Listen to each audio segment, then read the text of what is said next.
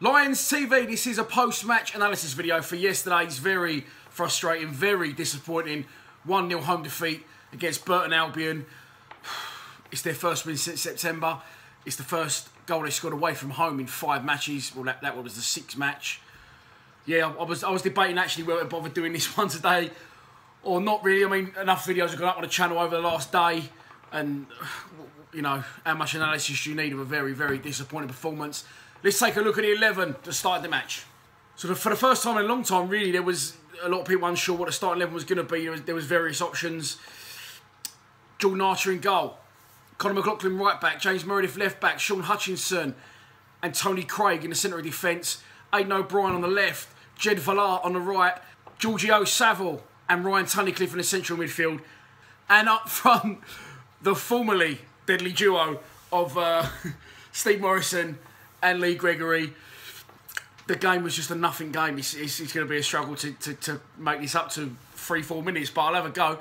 5 of the first 10 minutes was literally just injuries and the ref just constantly blowing his whistle. Now the problem we got is a good mate of mine, Chrissy Whitehouse, said to me yesterday morning on the phone, it's all right, we're all right when teams come like Norwich and Birmingham, they try and give us a game, they try and play, we'll beat them. But when teams come and they just consolidate and they want to sit and play for a draw, we struggle to break them down. That is exactly what happened yesterday.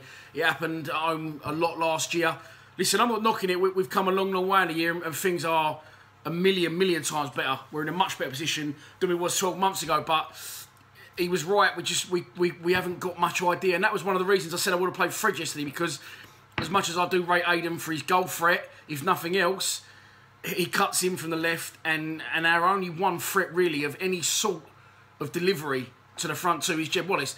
Now, listen, as we all know, and maybe I'm a bit guilty of being overprotective of Morrison and Gregory and the players that I rate. There's players that I don't rate, and there's players that I do rate. And maybe at times I overcompensate in defence of them.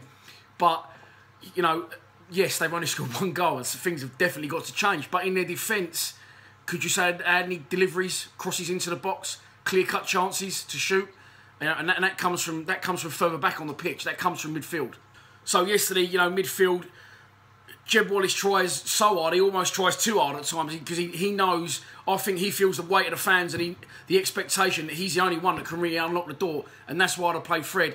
Aidan, you know, he's not going to be the person that's going to get to the bar and put a cross in. He's not, you know. So, and in the central midfield, George Saville is half the player without Sean Williams. Ryan Tunnicliffe, you know, I don't want to get on people's back. I ain't seen too much of him, but the game passes him by. Don't know he's out there. Ben Thompson come on, and you knew, I could tell you pretty much the inside 10 minutes of Ben Thompson being on the pitch, because, all right, yes, he's gone down the wing and he's ballooned one over the bar from a cross, but that's probably can't even say it. That's probably lack of match practice. So yeah, I got out in the end. But you know, it gives everything, and to me, Tunnicliffe's just a passenger. You know, he's sideways or he's backwards. He's a luxury pass.